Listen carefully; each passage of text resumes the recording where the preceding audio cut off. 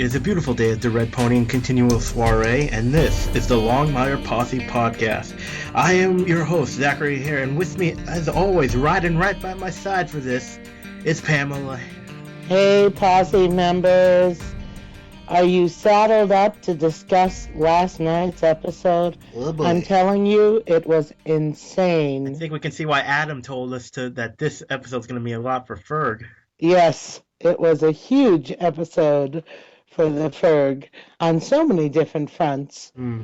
It was so nice to see him step up, so to speak, and stomp his foot down in so many words. But it was also great to learn more about the character's father. We thought was dead. Yes, assumed that he had already left this earth. So it was interesting to find out he's alive, and dear old Barlow, thank you. Oh, what a jerk. Is threatening him. But, you know, it was so fun because we had almost everybody back this episode. That's true. The only cast member missing was Lucian Connolly. It would have been so fun. And Matthias. Well, you're right. No Matthias. He's been interestingly absent lately. Absolutely. I wonder if he's working on something else that we don't know about. He must be He must be a little nervous that Malachi's back. I have to do some research on that one. Yeah, the character you would think would be very nervous, and that's why a couple episodes ago he helped Henry, because Henry really got a point across to him, I think, that he's got to be concerned about him as much as Henry is. So, this episode, Counting Coup, directed by T.J. Scott, what a job. I thought he was brilliant in his direction of this. Right, he's done 3 or 4 episodes of Orphan Black. He's directed Motive, Bitten, Copper, just on and on. He's been a very busy guy. A new one that's just been completed, I'm not too familiar with, called Death Valley. So he's quite a prolific director, and I think a great snag for Longmire, and brilliantly written by Sarah Nicole Jones. And, you know, the things that I've always loved most about Sarah's scripts, she put in a little more this time.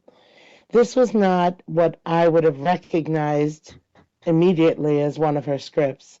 I think she really brought it to the table this episode. She gave so much more and showed more of her talents in the script than I think we've seen before. And it was wonderful. And one last kudo for this episode has to go to the cinematography of Cameron Duncan, because season 9, or episode 9 rather, is his last episode of the season of Longmire cinematography. And boy, I just think he's a master at it. One of the things I love most about the show has been the cinematography. So hats off. These guys behind the scenes don't get noticed enough. But Cameron Duncan and Jason Ponick, just hats off to you guys. It was really brilliant episode last night. So where should we begin? Oh, there's so much. Let's talk about poor Travis. Poor, innocent Travis. He did nothing to deserve any of this, other than be a friend to Branch at the wrong time. And boy, here's Walt putting the screws to him in the opening scenes. And we learn that Travis is literally afraid of Branch, and that Branch actually threatened him and Vic ultimately, because if he had opened his mouth, that he and Vic both are going to be in trouble if she opens her mouth. So boy, poor Travis. It just isn't right. So from there we move on to... Well, my auto correction thing really messed my notes up here. I apologize. Well, we know that Branch takes off to find David Ridges. That's Mm-hmm. the next scene. And he So, does. and he, not without the David's phone not done. call. David's done hiding. Not without the phone call, though. Oh yeah. That was such a mysterious phone call. You're chasing nothing, Mm. I think is the word David Ridges used. So then when he stops, because Ridges tells him to stop, and look around you, and there's Ridges on the other side of the bridge, the mysticism aspect of the White Warriors is really coming out in this episode, and we'll talk a lot more about that later on, given the title and the meaning of it. But it was so mysterious how he's there, how he called him when he did, how he found him when he stopped, I mean, just the whole thing. And then when Branch runs over there, drives around and parks and jumps out and runs up the bridge to confront Ridges, Ridges tells him, "You're not going to be able to shoot me." Well, gosh darn it, if he wasn't right. Mm. Now, is it a case of any real powers that you can attribute to the White Warrior, or is it just a case of they've really gotten into his head? I think it's supposed to leave to the viewer's imagination. I think so too. So my summation of that is that they just got under his skin and they're playing with his head and he's allowing it. So because he's told he can't shoot him, he misses every time. Mm. So that's just my theory instead of thinking he's enumerated with any special powers. Because in a way, as I listened to David Ridges talk, I actually thought he sounded almost as crazy as Branch. Mm. So that's kind of where I was coming with in that. Yeah, and in the next scene, Ferg nuts up. Well, we have to talk about the line because this is important about what counting coup means. Oh, yeah. When Ridges says, "First, I touched you with a feather, I took your courage. Second, I went inside your dreams and I took your peace. The third time, I took a picture of you. Your soul is now mine." And I think, again, that he's kind of worked that magic, real or imagined, on Branch's part. So, yes, now the Ferg has just about had it. Poor Ferg. All he asked is, "Who's this guy? And why is he here?" And he just gets absolutely no respect. So then when he stomps and puts his foot down, essentially, it was so rude the way that I thought, the way that Walt responded to him. It kind of reminded me of the way a parent handles a child. "Because I said so." "I don't want to go to Grandma's house." "Why do we have to go?" "Because I said so." That kind of attitude was permeating from Walt. He really was dismissive. And with that in mind, if you look at Vic's face, was kind of, you can think like an older sister because she's like, oh, this, because she's like, oh, I've seen this coming.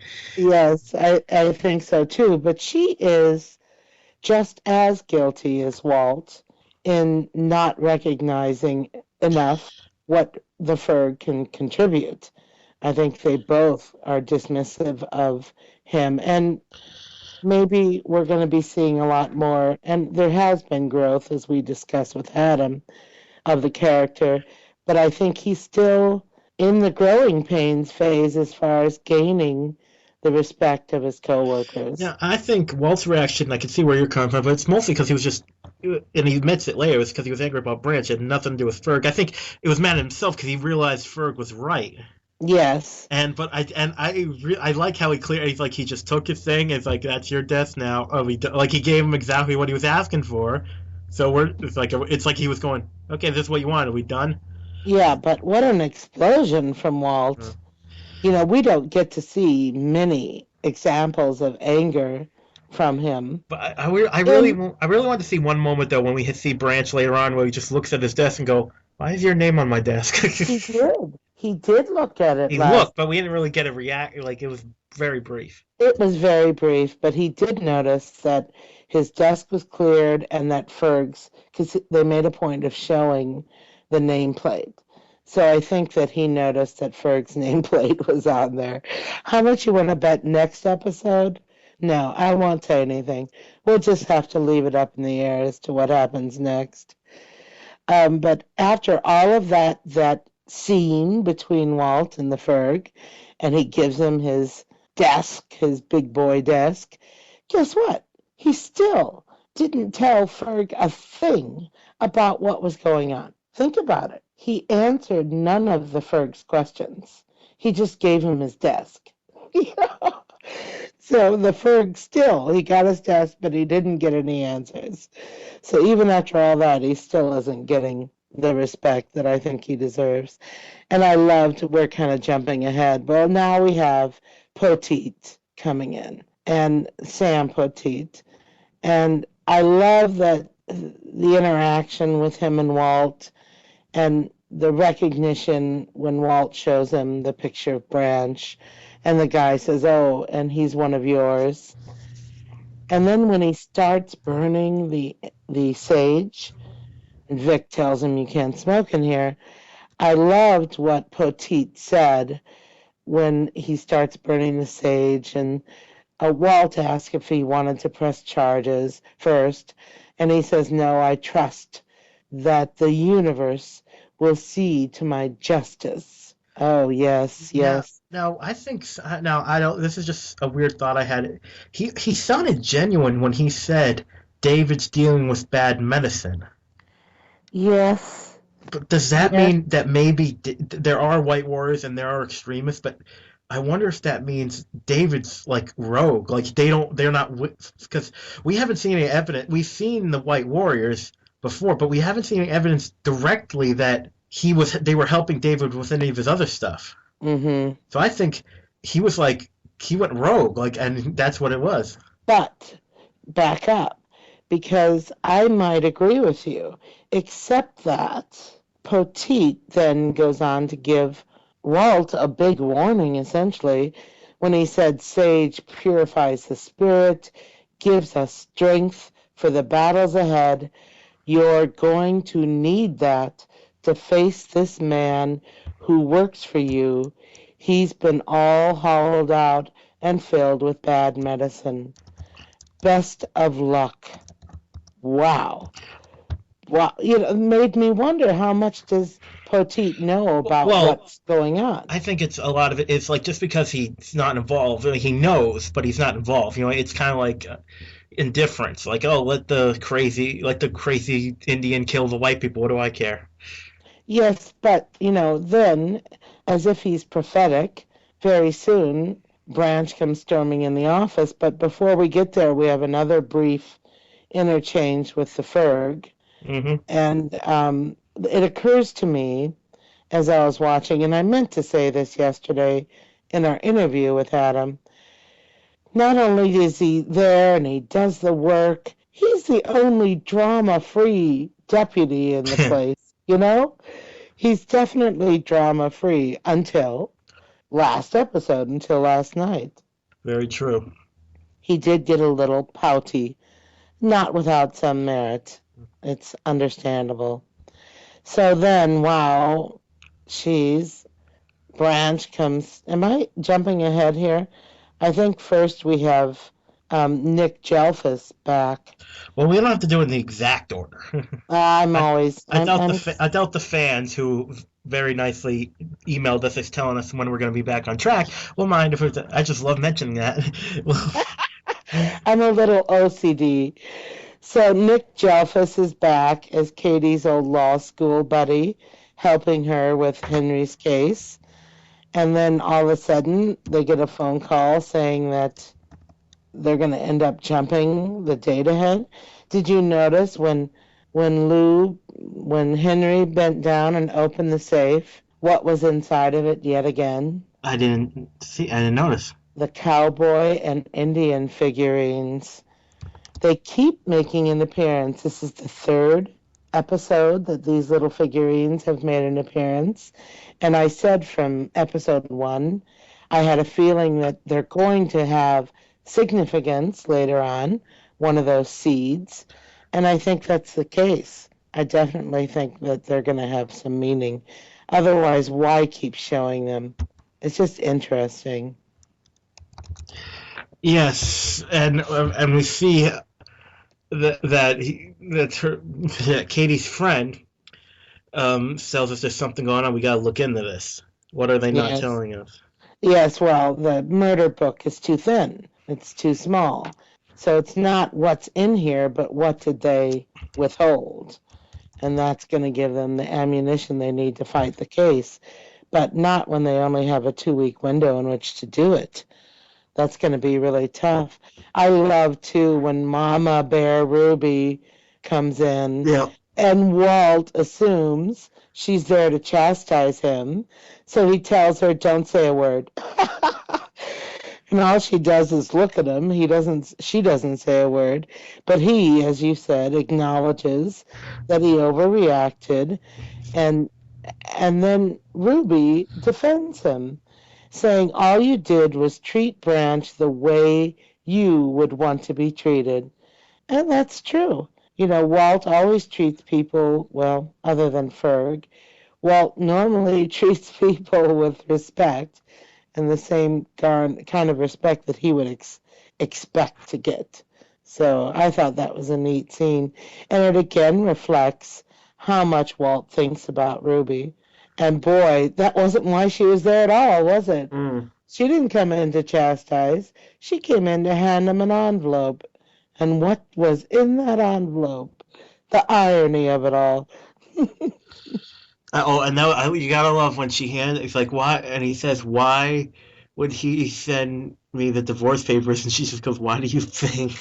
Yeah. I love how everyone's like just saying, "We're not stupid."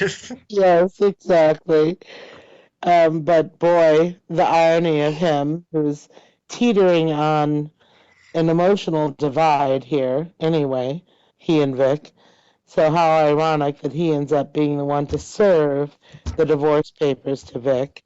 And then Branch comes Oh, screaming I into love the office. this. Oh my gosh, that startled me. But again, here I am getting peeved that no one believes him. No, Yet again, Walt no one believes him. believes. Pardon? We find out Walt believes him, but he still knows that he's unstable, so they gotta lock him up. Well, yes, and that's probably true and for his own good, because you're right. Walt later on says, you know, he may not be right in the head, but that doesn't mean he I isn't love right. that.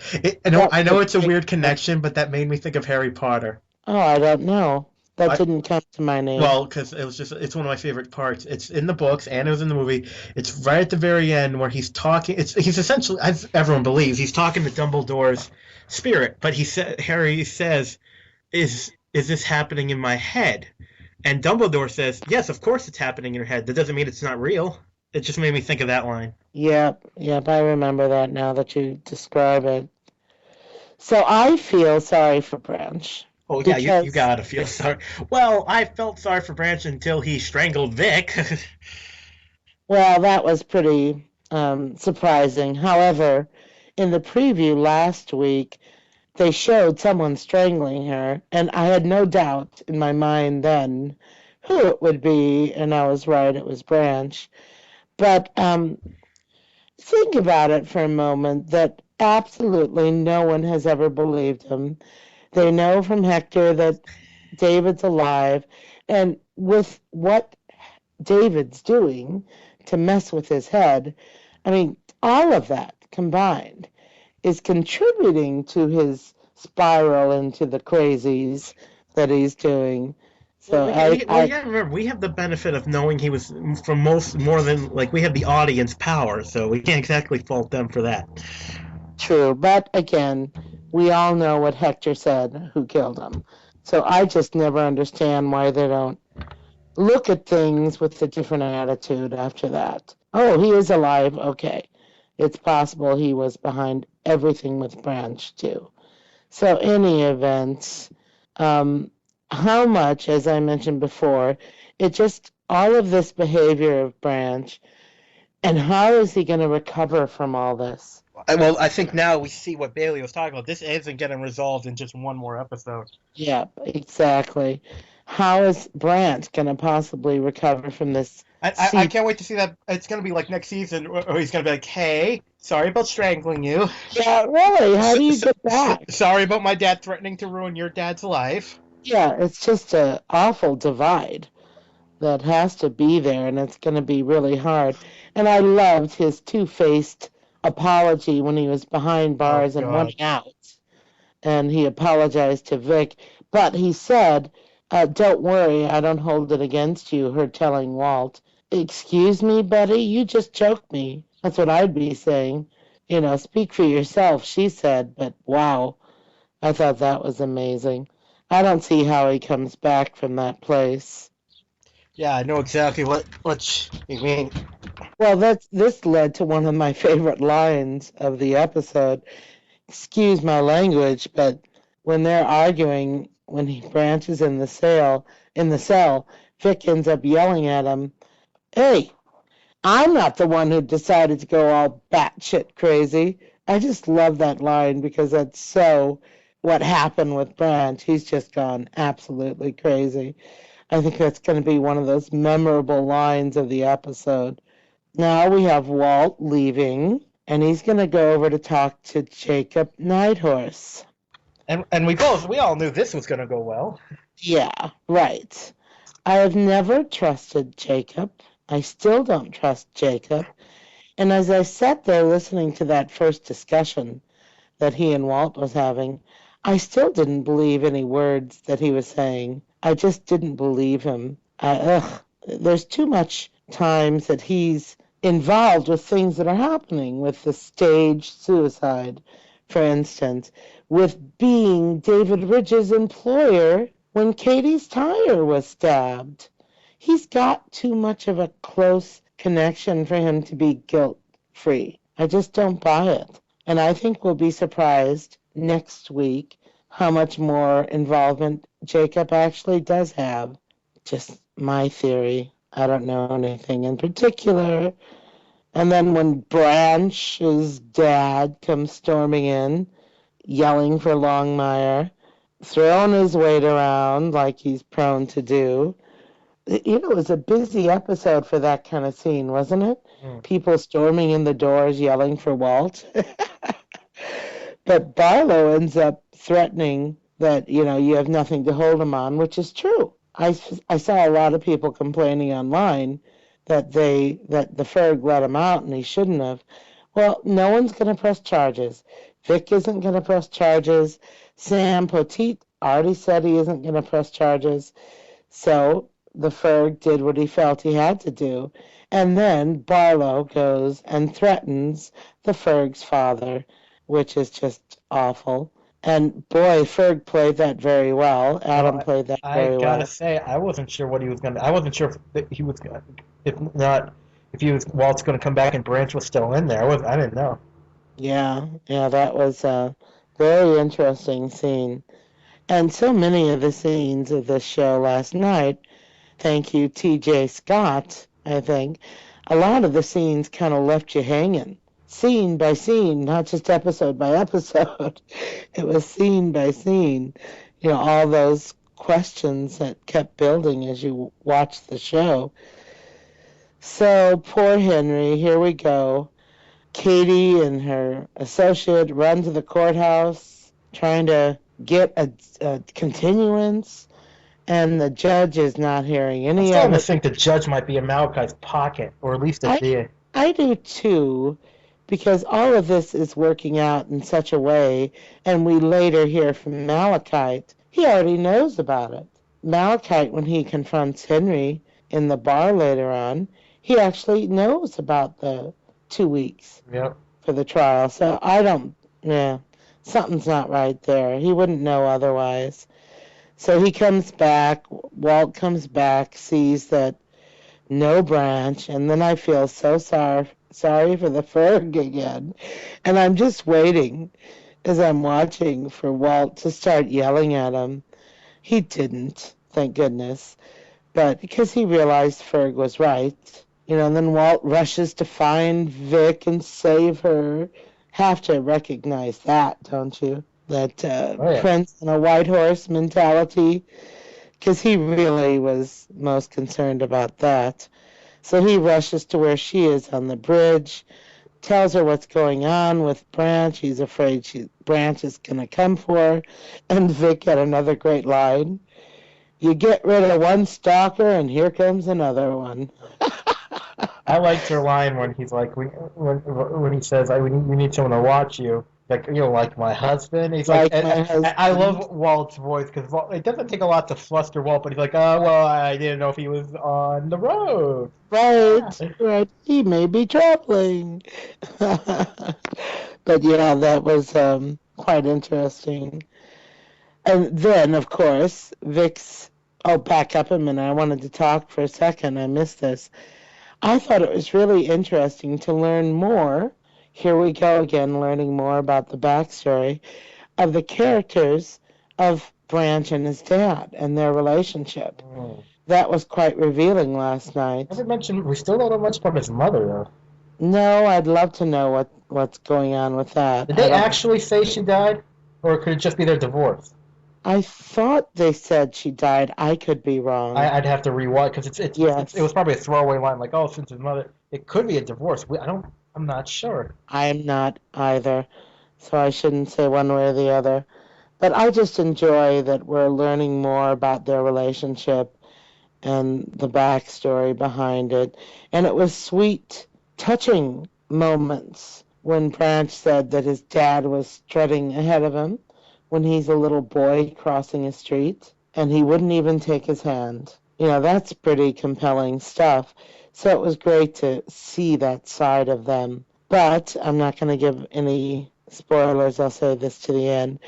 Then we have to talk about Vic's finding that cell phone. So now we find out that David Ridges, while crazy, is stupid. Yes, really. Well, I don't think he was expecting. But wait a minute. The last time we saw that cell phone, he was standing out on the bridge. He wasn't in the car. He was standing on the bridge talking to Branch. So apparently he threw the cell phone back in the car before Branch showed up. Because once Branch did, David did not have the cell phone in his hands when he was taunting Branch. And the funny thing is, if he had jumped in the rivers, it probably would have gone damaged and would have had no evidence. Right. So he had to. Thank you, Sarah Nicole Jones. He had to throw it in the car, so we had proof. But, and that did. And who else? Not only had he called Branch, he had called Jacob Nighthorse. Oh, I love Whoa. Nighthorse's face. He's like, oh. Yeah. As he stands there and lies through his frickin' teeth to Walt and his indignation, and then Walt lays it on him, and whoopsie. Yeah, his expression showed he'd been caught.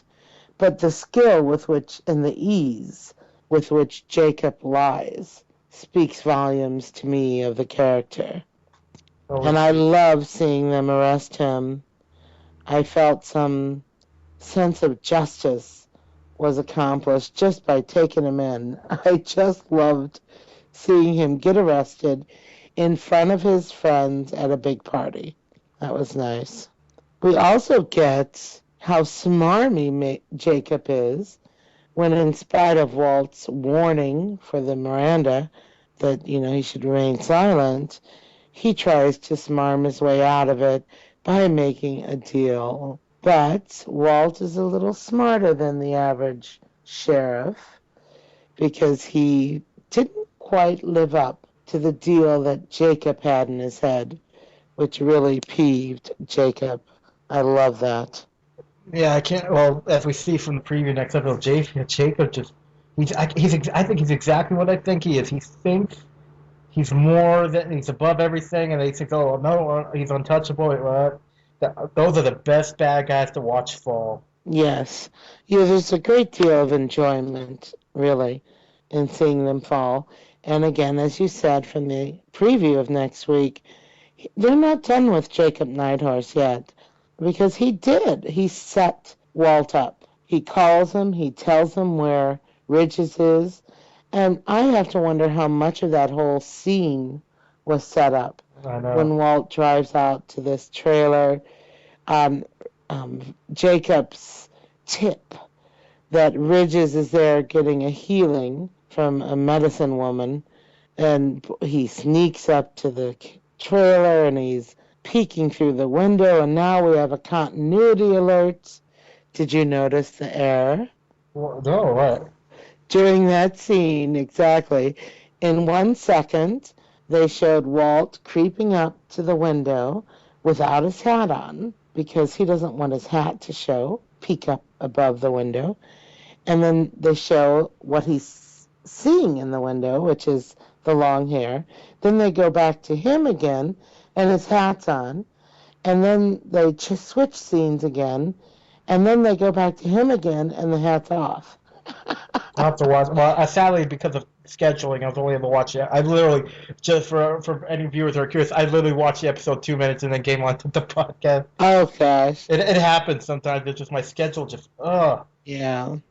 So that was, I thought that was really a great way for that to proceed, albeit the little continuity error.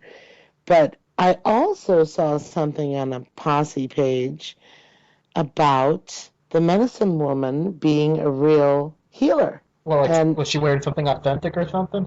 No, literally in real life. Oh, you mean the actress that they used to play the healer was really an Indian healer. And I wish I could recall her name. I didn't write it down. I can look it up real quick as No, it's not on IMDb. I looked. Oh, well, the episode just there. Sometimes it takes a day. Yes, I know. So it seems like her first name was Rena Owen. We'll mention. It'll be on by next week. We'll mention her on next week's episode. It was Rena Owen. I'm sure of it. In any event, Branch's dad locking his son in the room. Didn't you think that was a bit odd? No. You didn't? I did. I mean, it shocked me when I heard. It didn't shock me at all because he's a very pragmatic man, and 2, he wants to protect his son. Yes. Bottom line, understandably, but it just really surprised me. I wasn't expecting him to do that. I wasn't surprised at all. I'm naive, I guess. So then we have Walt talking to Vic, and they're talking about the case, of course, and then Vic says, well, call me if you hear anything more. She starts to head out. I love this thing. Oh, me too. Because there's barely any dialogue. Oh, I loved it. It was just great. And you know what else I love the most? The way that Rob Taylor performed it. Because to me it really was so genuine with the character that we've come to know of Walt Longmire, that he would be uncomfortable in this situation.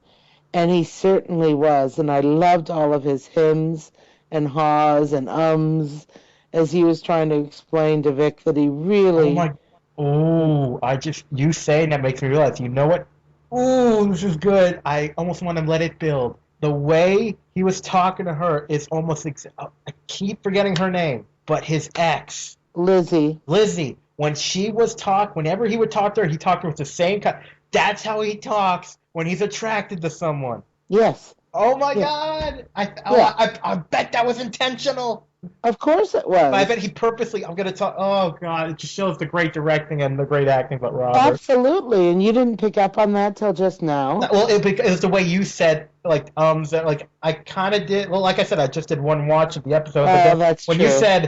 When you said I'm like, wait a minute. Yep. I'm like, oh... Absolutely, and that's why I loved, more than anything else, that's why I love that scene, because it was so well acted and very well directed.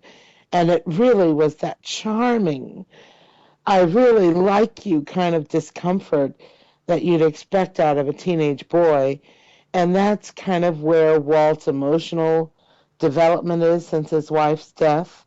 He is so uncomfortable with these situations when he's attracted to someone. And I just thought that whole scene was so charming.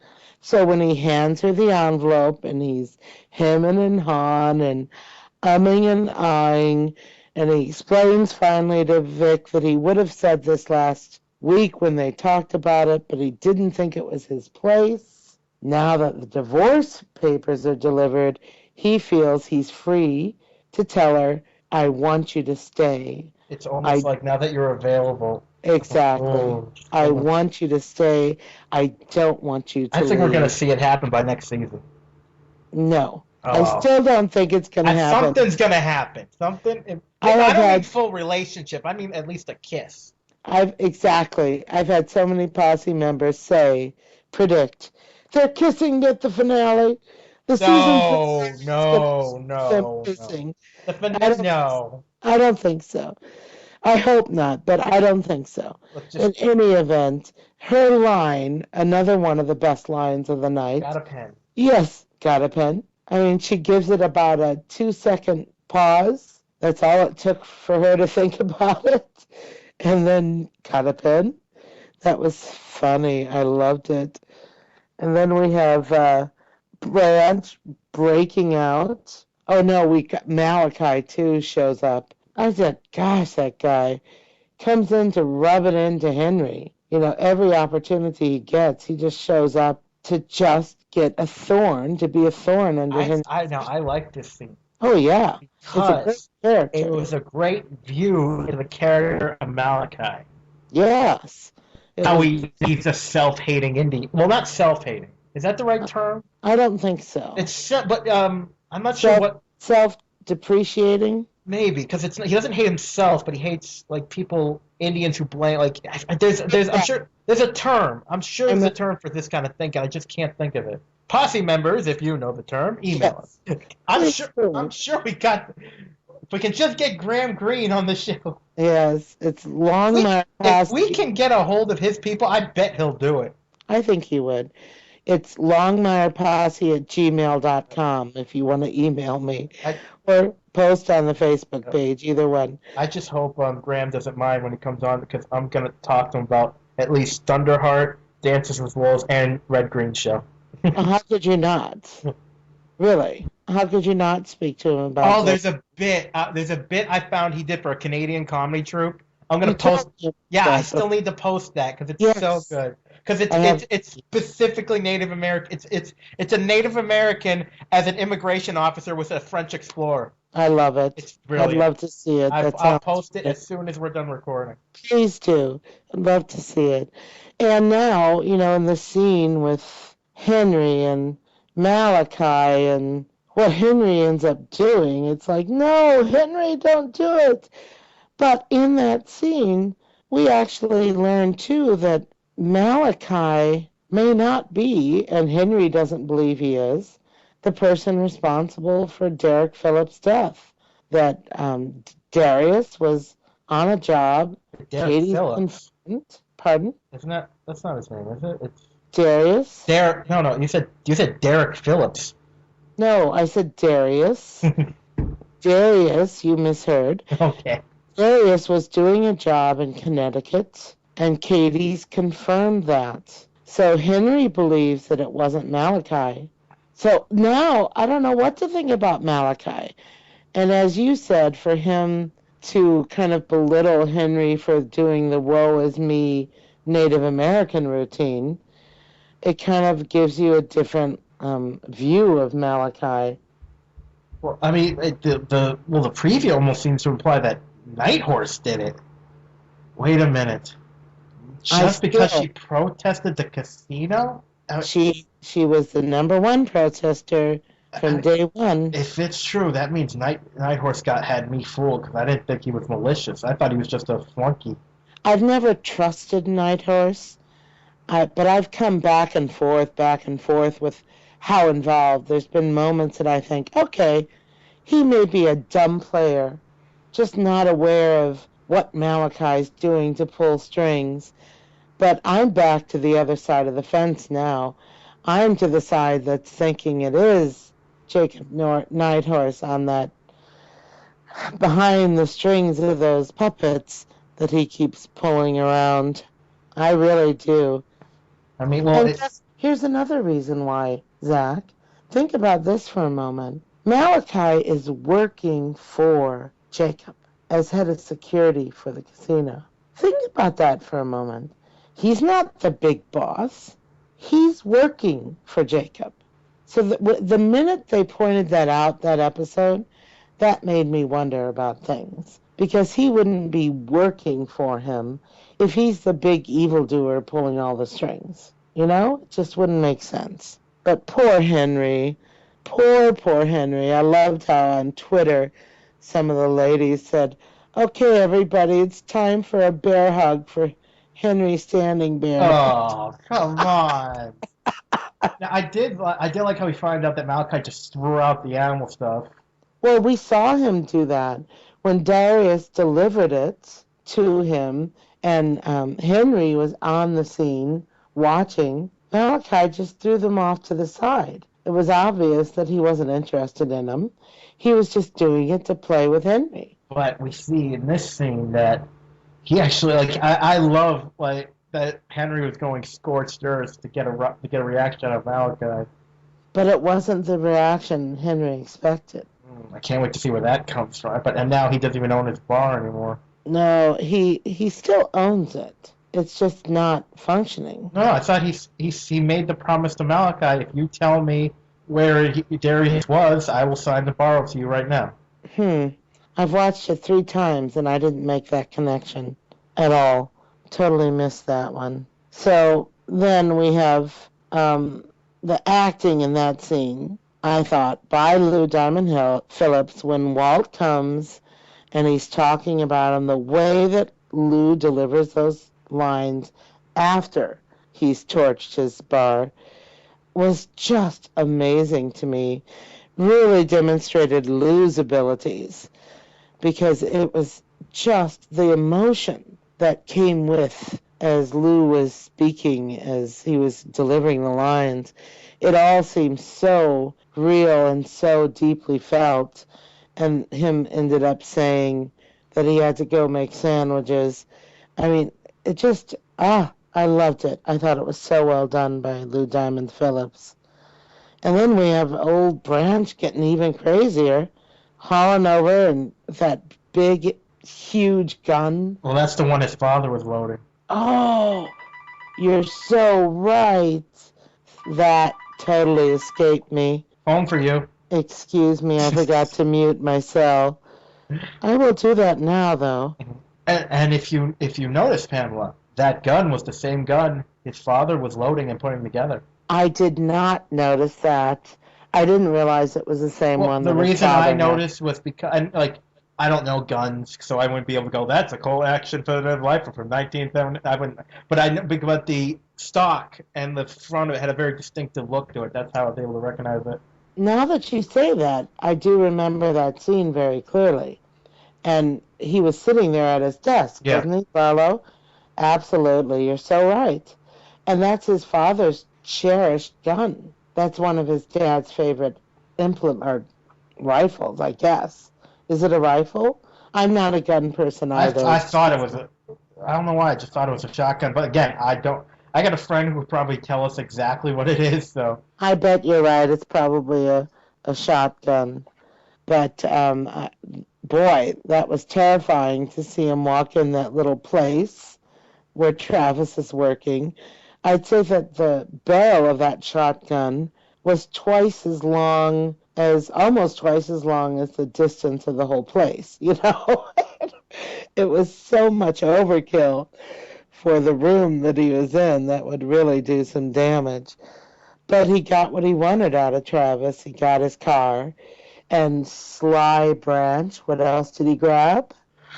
Did you notice? I didn't think he grabbed something else.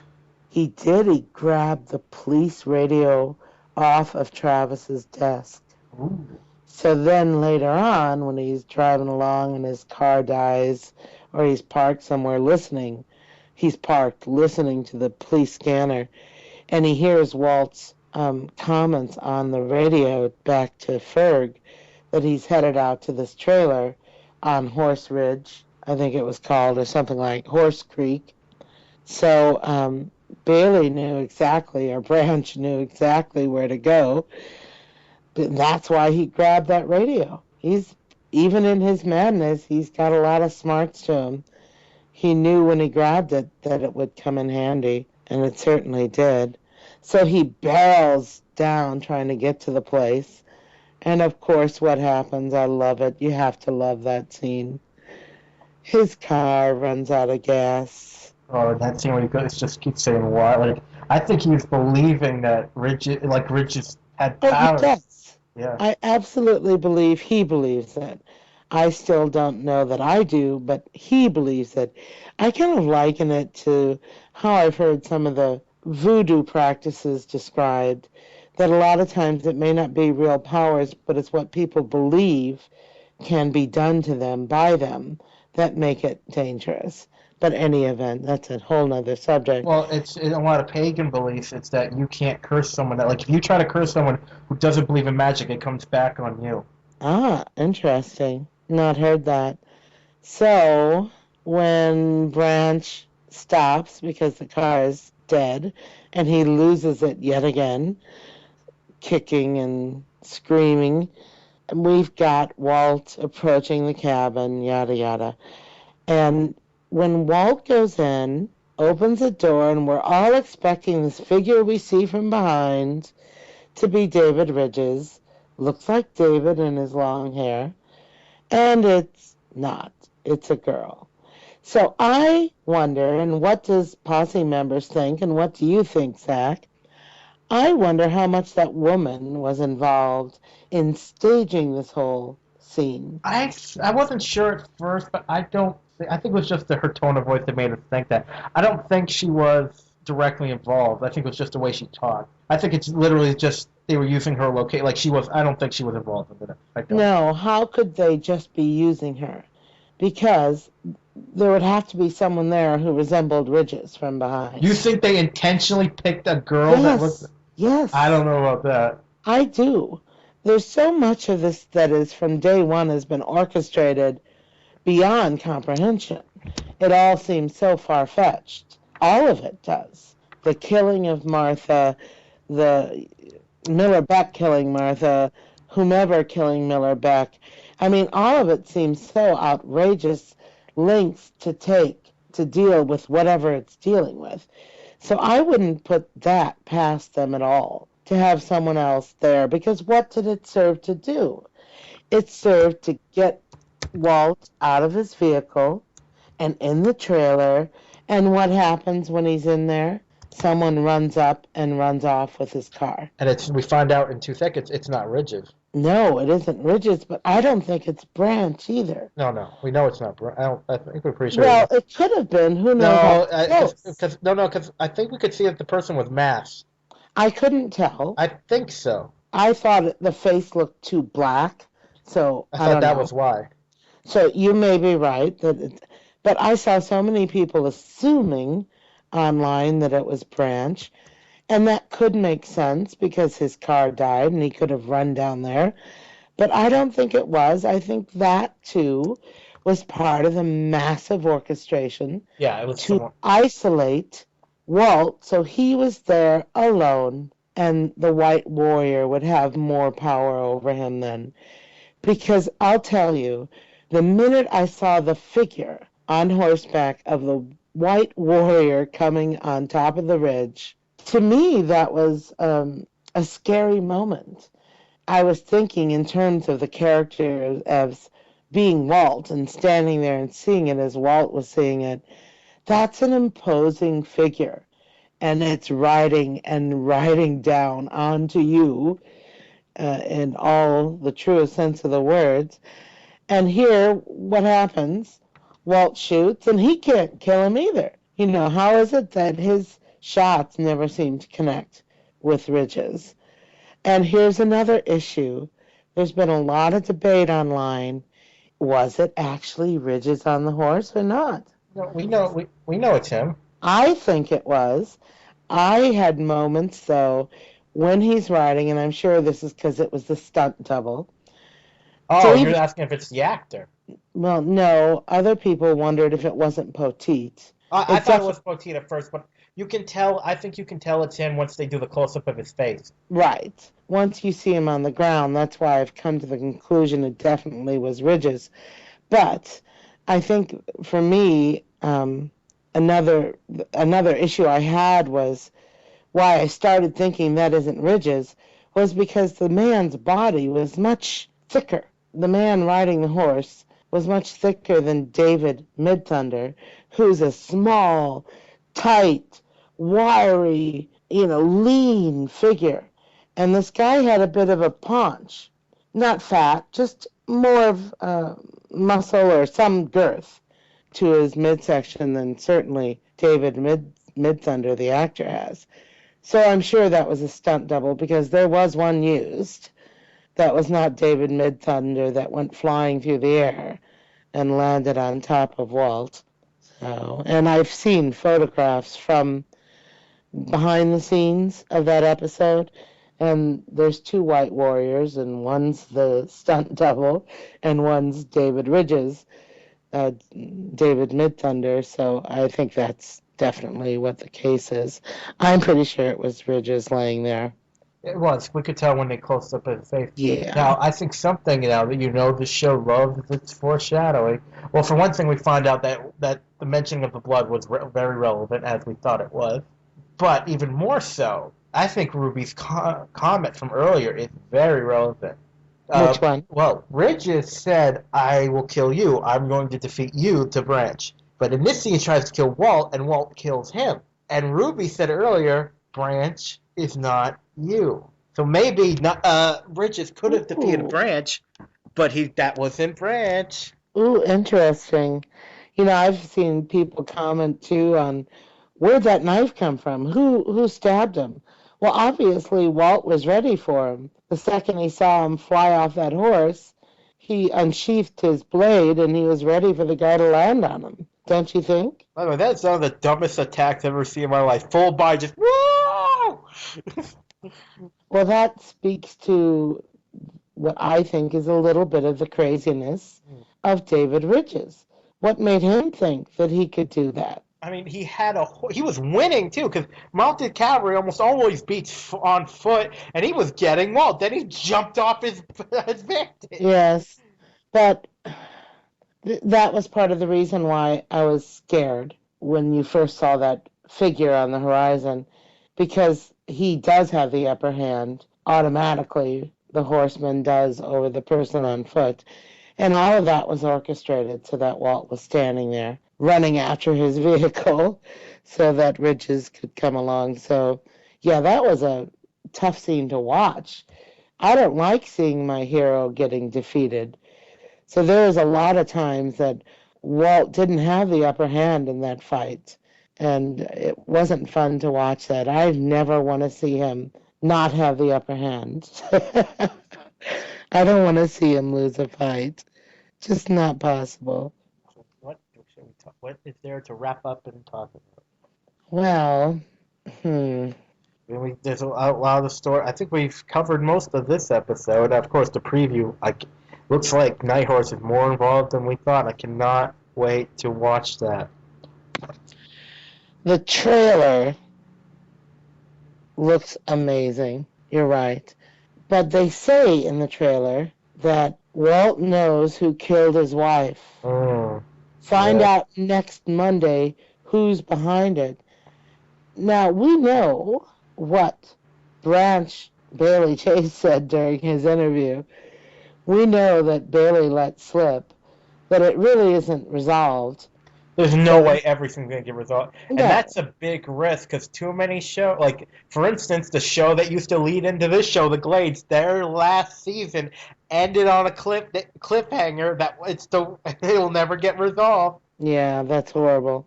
A lot of people are still complaining about that.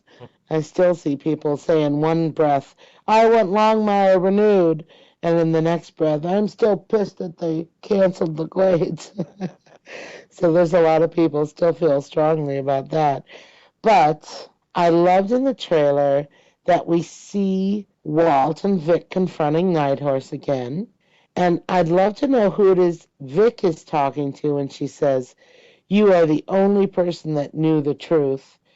Who? Who is she talking to? We keep saying we think but you gotta remember this.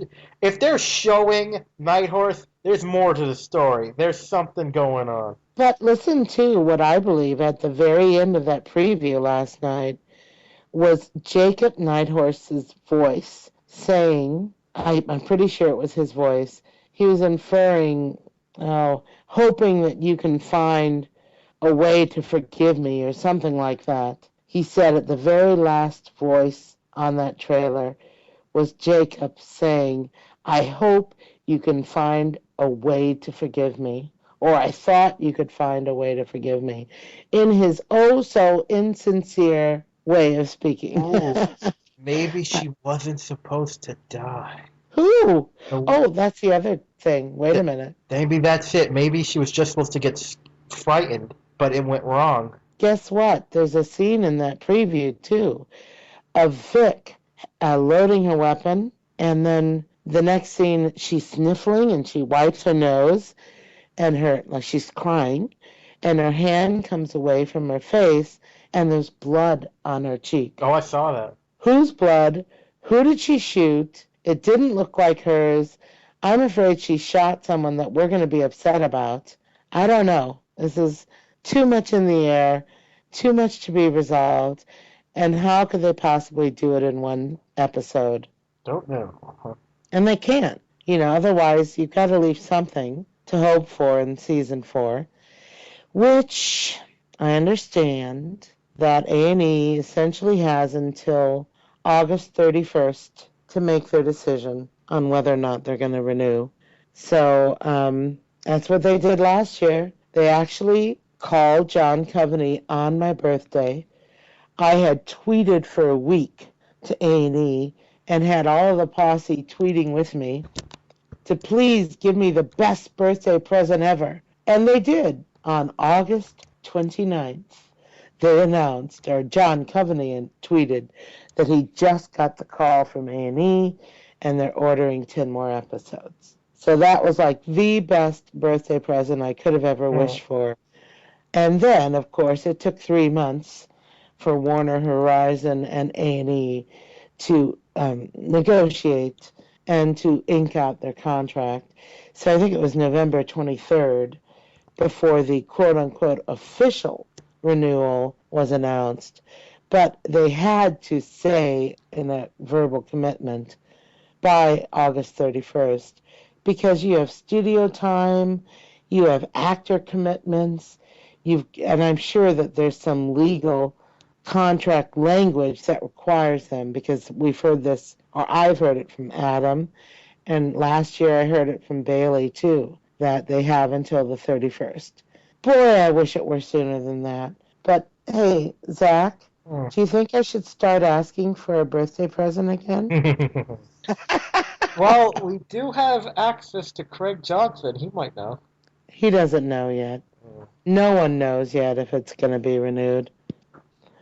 Well, you are related to a cast member. Bug the hell out of him. Oh, you wouldn't believe how much I bugged him last season. Poor guy. Any word yet? Any word yet every few hours? Have you heard anything? Come on, tell me something. It was maddening, that wait from the end of the season until August 29th. But hey, A&E capitulated on my birthday. I can't complain. All right, I think we've wrapped up this episode fairly well. I do too. And everyone get ready for LWS because we're all going to start feeling it within 2 weeks' time. Well, and maybe we can get an interview with Robert Taylor in the off season. Oh, wouldn't that be astounding? Because we still got a few to go. And you know what LWS is. Longmire Withdrawal Syndrome. So I am working on a 12-step program for all of the fans who are complaining about not being able to survive this long period of hiatus without their Longmire. So I've got a 12-step program in the works, and maybe we can start forming support groups around. Well, I think an important step has got to be re-listening to episodes of the podcast. Absolutely. How'd you guess? Well, people have always said my voice is a soothing tonic. People have always said that about mine, surprisingly. So together it must be just like... We must put everyone to sleep together. Perhaps. Thank you. Another great episode of Longmire. Thanks to everyone for listening. We are thrilled to be caught up now. And we look forward to next week. And on next Monday, the season finale day, we'll be interviewing Miss Luann Stevens, which I'm really looking forward to. So that'll be great fun. I will probably just blatantly hit on her because she's such a sex symbol of the show. Oh, she's a sweetheart. She is. I cannot wait to talk to her. Mama Lou on her Twitter feed. She has a Twitter? Yes. Ooh. I'll never forget last year when she joined Twitter. She was having some difficulties in understanding. Heck, I had difficulties, and I'm not a neophyte at all with computers. But the first time I had Twitter, I didn't know what it meant to retweet or how to reply or anything. If I wasn't a podcaster, I wouldn't have Twitter. Oh, yeah. So Luann's on Twitter as Mama Lou. Go look her up, folks, if you're not already following her. All right, thank you everyone for listening. We really appreciate you guys. All right, posse members, you know what's coming. Let's ride! If you would like to donate to help pay for this and other Southgate Media Group podcasts, simply go to our website, southgatemediagroup.com, and click on the donate button. It can be as little as $1 or, well, as much as you want. Help keep this fun going by supporting this and our other shows. Thanks again for listening, everyone. You're the best fans in the world.